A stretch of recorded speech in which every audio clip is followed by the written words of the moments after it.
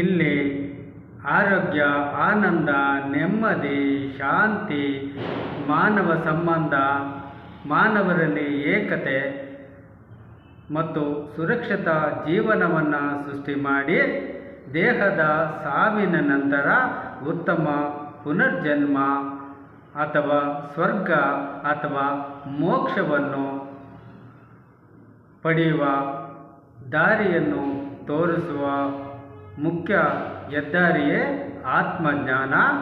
ಸುಮ್ಮನೆ ಅಜ್ಞಾನದಿಂದ ಅಡ್ಡದಾರಿಗಳನ್ನು ಹುಡುಕಿಕೊಂಡು ತಪ್ಪು ಮಾರ್ಗಗಳಲ್ಲಿ ಹೋಗಿ ಜೀವನದಲ್ಲಿ ಅನೇಕ ಕಷ್ಟ ನೋವುಗಳನ್ನು ಅನುಭವಿಸಿ ನರಕ ಯಾತನೆ ಅನುಭವಿಸಿ ನರಕವನ್ನು ಸೇರಿಕೊಳ್ಳಬೇಡಿ.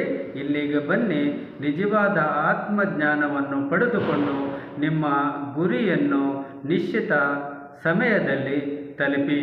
ನಾನು ಮಂಜುನಾಥ್ ಗುರೂಜಿ.